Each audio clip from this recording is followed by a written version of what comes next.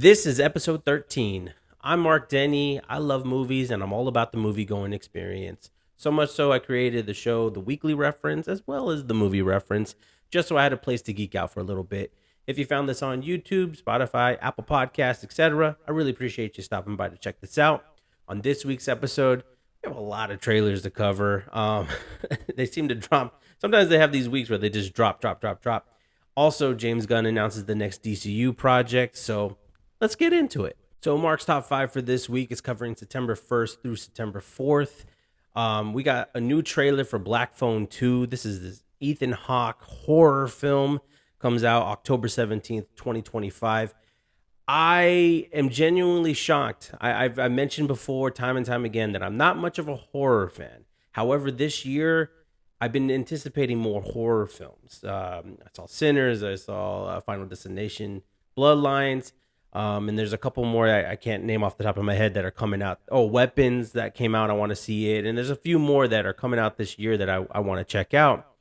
And Black Phone 2, I had no idea. I remember seeing the trailer for the first one. That one came out in 2021. And it looks scary. It had this like the 70s aesthetic to it, the way they filmed it. Very home movie footage esque. And it looked terrifying. It looked it. I didn't see it when I was at the theater. The most recent experience which was Fantastic Four. I saw a poster of it, and my friend David said you need to see the first Black Phone, and I was like, okay, I'll check it out.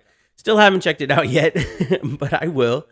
But this trailer looked dope, man. I don't know what it was about it. Obviously, it's eerie and it's creepy, and Ethan Hawke is just one of those performers that you can always rely on, and it just looks crazy. The way that I liked how it looked, how it was captured.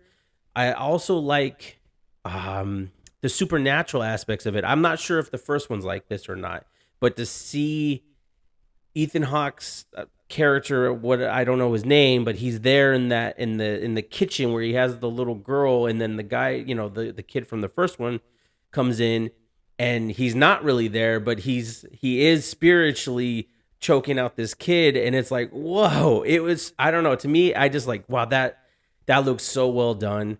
It looks exciting. It looks terrifying. I don't know if I'll be able to make it through the movie, but I definitely want to check out the first one even more so because of the trailer for the second one. Next, we got 28 Years Later, the Bone Temple trailer. I didn't see 28 Years Later yet. I got deterred. My sister told me, she was kind of like so about it, and that kind of hindered my thoughts about going to see it. And then there's like some of my favorite critics were kind of lukewarm on it, and I was kind of like, oh man, that's kind of disappointing because I was really looking forward to that film. And now we don't have to look any further than January 16th, 2026 for a follow-up to the film. Ray Fiennes is back. He looks awesome as per usual. It looks interesting. I didn't see the first version of this, right? I didn't see 28 Years Later, so I don't know the context per se of all this, but it's familiar footage that I've seen in trailers for 28 Years Later, right? It's familiar, like I recognize it. It's like, oh, it's kind of crazy how they were able to film these films back to back and keep it moving. Now, this isn't directed by Danny Boyle. It's Nia DaCosta, I believe, and she did the Marvels, which you say what you will about the Marvels, and I think she did Candyman, the remake. But yeah, it looks entertaining too. I mean, I don't know. I'm really scared to watch 28 Years Later now because of the lukewarm response, the response my sister gave it. Like, it kind of like, ugh. But I did like this trailer, so it's like, I'm just gonna bite the bullet, right, and watch the 28 Years Later, and then jump into the Bone Temple. But yeah, and then they dropped a trailer for I Like Me. This is a John Candy documentary film that is directed by Colin Hanks and executive produced by Ryan Reynolds. This one comes out October 10th, 2025. I think it's hitting streaming. It's going straight to Amazon, and it looks so well done. Uh, I really like the vibe of it. I think it it looks wholesome, and it's John Candy. Like you grew up with him. If you were, I was born in '89, so I grew up seeing him in these various roles. I haven't revisited most of those projects, but he's this guy. He's like I guess what Robin Williams was to me, like to the '80s. That's what John Candy, and then Robin Williams was to me in the '90s. And it was just one of these things where the guy he's carrying this burden. He's supposed to be this funny man, and there's deeper stuff going on internally, trying to mask it, trying to hide it, and ultimately succumbing to you know addictions and ultimately passing and too soon, right? Not enough work. Not There's a lot of work to be admired, but there's also one of those like, and what could have been had they been able to make it through. And yeah, so this documentary looks really well done, looks really well made, and I'm excited to check it out. I'm gonna check it. I think it's like the Christopher Reeve documentary that came out, I believe it was last year. I really enjoyed that one. And yeah, I really did. Next, Wake Up Dead Man. Sorry, I lost my notes page. I don't remember where I put it. Oh, here it is. Wake Up Dead Man. This is obviously one of my most anticipated movies of 2025. It just got announced that they're actually going to do a theatrical run for like 2 weeks, starting November 26th. So my birthday is November 30th. Hint, hint. I want to see this movie on the big screen. I miss Glass Onion. I think Glass Onion had a limited release as well. I did get to see the first Knives Out, and I don't think I've ever explained. I don't think I've ever shared on this show that maybe I have. I didn't like Knives Out the first time I saw it, and I saw it in theaters, and then it was upon rewatching it that I was like, "Oh man, I really love this movie. I can't believe I even thought any less of this movie." It's really well done. It's really amazing, and I like Glass Onion too. It doesn't live up to Knives Out. It's like Knives Out's right here, and then Glass Onion's like down here. It was still a really well made film, a movie for the times. I mean, it deals with COVID and things like that. And anyways, but Wake Up Dead Man is like obviously it's a third in the trilogy, and Ryan Johnson's knocking it out of the park with these mystery films. And so yeah, I'm excited to see this. I want to see it in theaters. If you don't want to see it in theaters, which come on, support the movie theater experience, man. I love it. I love going to the movie theaters. It does come out on Netflix on December 12th of this year, and I think it's gonna do well. If enough eyes go and see in theaters, I think Netflix is gonna be extremely happy. Um, but yeah, well, I guess we'll have to wait and see. There's also a really cool poster that they put out that I really enjoyed, and then of course James Gunn. He announced the next DCU project, Man of Tomorrow, with a release date already. December, July 9th, 2027. Less than 2 years away from it, technically almost to the day 2 years after the release of Superman, right? Superman came out this past July, and it already hit digital like a month and a half after, supposedly because of Peacemaker season 2. At the moment, I think they could have got away with keeping it in theaters a little bit longer before putting it out on digital, but I guess they really wanted to show you that the DCU is expanding and that this is a continuation of that and things like that. So, and Peacemaker season 2 so far, strong start. I really love the first season of Peacemaker. I'm enjoying these last 2 episodes that have come out. I think the third one's coming out this week or today. I'm recording this on Thursday, so I can't wait to see that episode. But anyways, we got our sequel. Superman's coming back. We're finally seeing this universe kind of shovel the snow a little bit more. We're starting to see more of the road that we're going to take. I loved Superman. I wanted to go see it again in theaters, and I just hadn't had the opportunity to go see it. The only other opportunity I had to go see it again was when I went to go see Fantastic Four. And honestly, Superman has stayed with me a lot more than Fantastic Four has. So I probably should have chosen to see Superman again, although I did like Fantastic Four. So don't get me wrong with that. It's just Superman's something I keep going back to and thinking about, and I just think it's such a well-made film. I mean, James Gunn, he can't do many. He can't steer me wrong. He's such a prolific screenwriter. He's an amazing director. He understands. He takes these outlandish things and yet still finds meaning in them. And so, I mean, Peacemaker is a great example of that. Like, let's blow this so out of here to the point where it doesn't matter, because it's like you still feel the heart, you still feel what he's going for, and that's the same thing with Superman. Let's push it as far as we can. Let's show you a different side of Superman.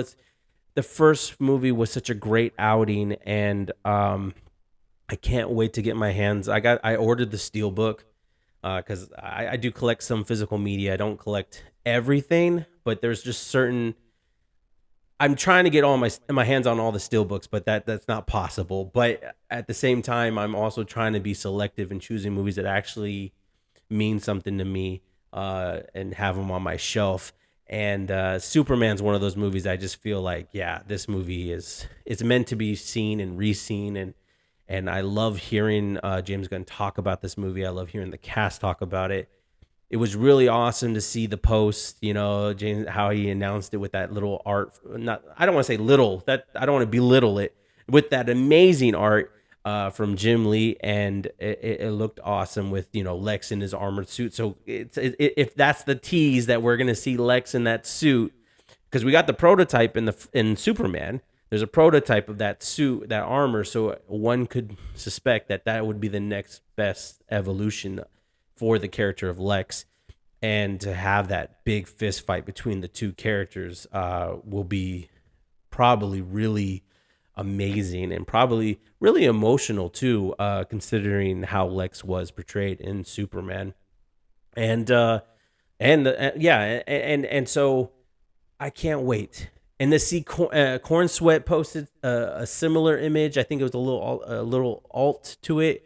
Same with Nicholas Holt. Just to have the cast, participate, and you like to see that, you know what I mean? Or at least I like to see that, I should say, because it's like you're supporting the thing that you're a part of. You are Superman. You are Lex Luthor. You're part of the zeitgeist. You're part of the popular culture. Just support what you're in, what you're a part of. Don't be embarrassed by it. Just embrace it. Take in this moment and just enjoy what you get to be a part of. And like I said, Superman was such a pleasant surprise. Well, I didn't really, actually, I don't know if I could say it's a pleasant surprise. What's pleasant is seeing the positive reactions towards it, because if you rewind back the clock, I was in full support of this from the get-go. So I knew that it was going to be great, because James Gunn is just brilliant when it comes to writing, and we know script is king. It makes sense. If you look at the DCU slate coming out, we got Supergirl coming out, Lanterns, Clayface, Batman Part 2, which Batman Part 2 is Elseworlds, in case you didn't know. The Robert Pattinson is Batman films are separate from the DCU, but at any rate, we're starting to see this slate. And what I'm more excited, because I trust James Gunn so much, I'm more excited to see the films that he okays, right? The things that he gives approval for. That's what I'm more excited. Like, I'm excited to see Supergirl a little bit more, because he didn't direct it, he didn't write it. He just read the script, liked the script, gave the green light, and they went into production, obviously with Peter Safran and, of course, David Zaslav, I presume.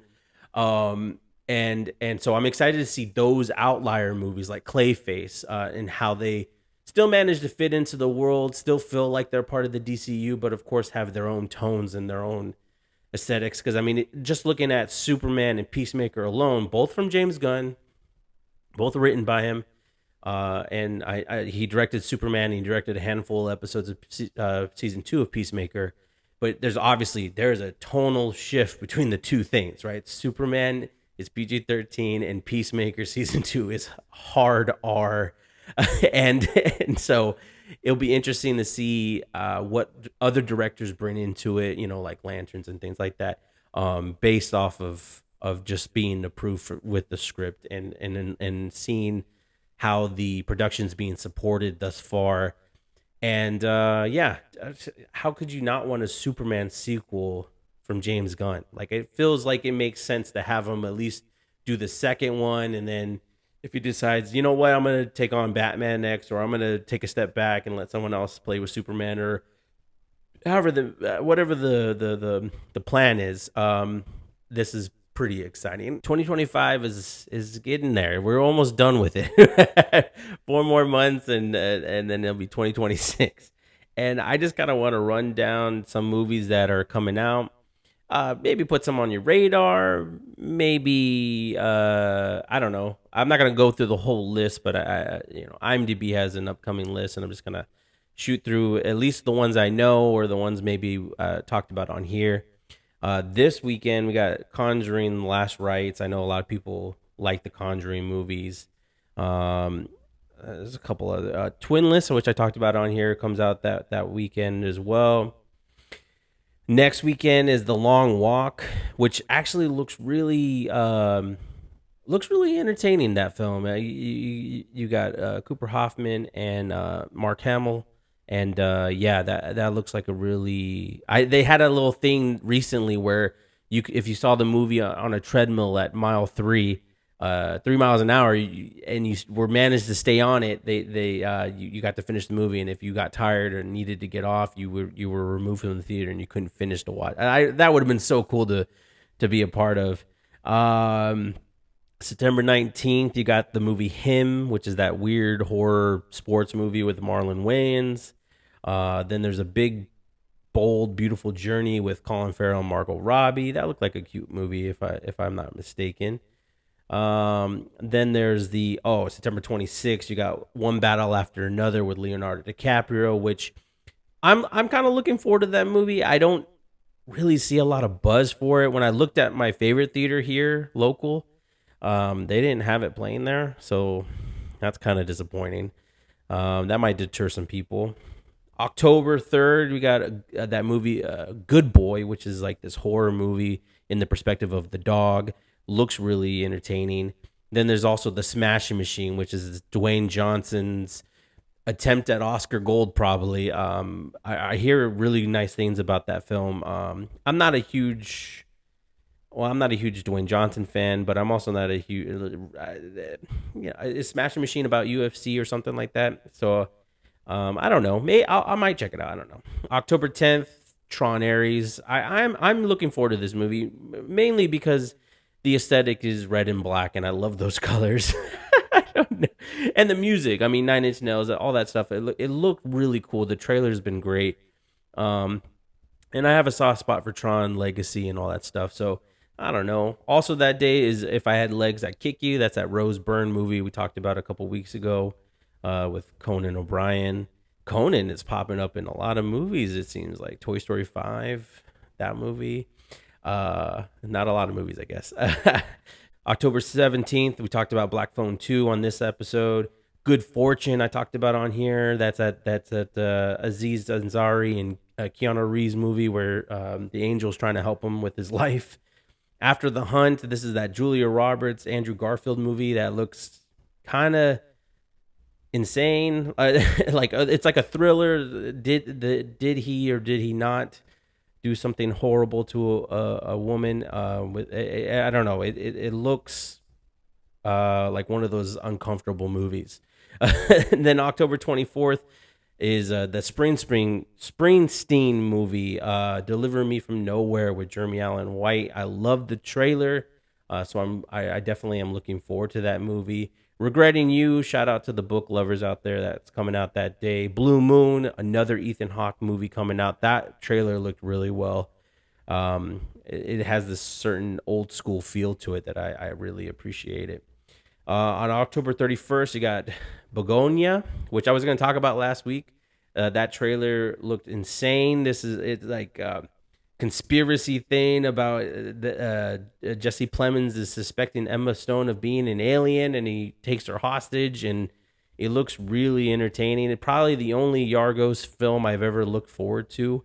I'm just not a huge fan of his. I didn't like The Favorite. My sister steered me away from the Frankenstein movie with Emma Stone. And yeah, then November 7th, you got Predator Badlands. Love, can't wait to see that one. I love Prey. Let's see what else we got. I need to watch The Killer of Killers on Hulu, which is like an animated Predator film taking place in different eras. Then on November 14th, like I predicted, Running Man or Predator was going to move off on November 7th, and it looks like the Running Man pushed itself back a week. This is that Glenn Powell movie with Josh Brolin and Edgar Wright directing. It looks really good. It looks really good. Now You See Me, Now You Don't. I don't. Nah, I'm not interested. I like the first Now You See Me. I didn't like the second one, and so I don't really have any interest in the third one. I don't know why. I guess people really like those movies. November 21st, you got Wicked for Good, the sequel that everyone in my household is looking forward to. Not my household, I should say. My sister and my sister-in-law are both looking forward to Wicked for Good really badly. And because I turned around on Wicked, I am looking forward to the sequel as well. And then November 26th, Zootopia 2. Oh, and the Eternity movie comes out that day as well. Eternity, if you don't remember, is that movie with Elizabeth Olsen and Miles Teller where the husband and wife both pass away, but the wife's not ex-husband, but the husband that passed away first was waiting there for her to spend eternity with her, and now she has to choose between the two. That movie looks really well done. And of course, Zootopia 2. I love the first Zootopia, but it seems so far. Maybe because my kids haven't gotten into it yet. I haven't thought about Zootopia since I was a teacher because that's where I was seeing it the most. But yeah, I mean, I enjoyed the first one. Let's see, December 5th, Friday, Five Nights at Freddy's 2. I don't know who's into that. I didn't watch the first one. I had no interest in it. I know when I was a teacher, the students were so all about the Five Nights at Freddy's, the game and all that stuff. I couldn't go a day without hearing about it, and I had to tell them, please don't talk about it anymore. December 19th, Is This Thing On? I'm looking forward to this movie with Bradley Cooper, Will Arnett. It's so cool. They're friends in real life. They actually have a history dating back. Well, I don't know how far back, but their friendship is pretty awesome. The whole dynamic between Will Arnett, Bradley Cooper, and Jason Bateman, and all that stuff. When you hear them on Smart List and stuff, it's really really nice. But this is a new Bradley Cooper directed film, and it's about a comic who talks about his life on stage and is going through a divorce. Laura Dern is also in it. It looks really well done. And then, of course, that day is Avatar Fire and Ash, which I am an iffy person when it comes to Avatar films. I don't know if I'm going to check it out. Probably not. I didn't see the second one, have no interest in seeing the second one, and I have no interest in seeing the first one ever again. Thanks to my brother for ruining that movie. Also, they just announced this either today or yesterday that The Housemaid is coming out on December 19th instead of Christmas. It was originally supposed to come out on Christmas. This is Sydney Sweeney and Amanda Seyfried. This is for the book lovers out there. I know my wife read this book. I know she's going to really want to go see this movie in particular. SpongeBob SquarePants, Search for SquarePants. I mean, come on. Who's not looking forward to that? And then December 25th, you got the Anaconda movie, which I guess Return of the Living Dead as well. Is that right? I haven't heard anything about that one. Anaconda. This is Jack Black and Paul Rudd, Steve Zahn, Danny Nguyen. I don't know what the vibe is that they're going for for this Anaconda. I have zero interest in it because it's about a snake. I hate snakes. They're the worst freaking creatures in the world.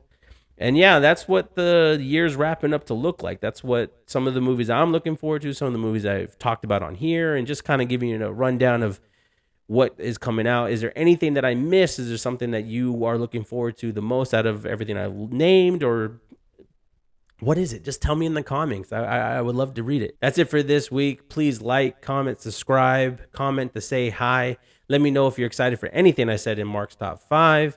And let me know what you're looking forward to for the rest of 2025.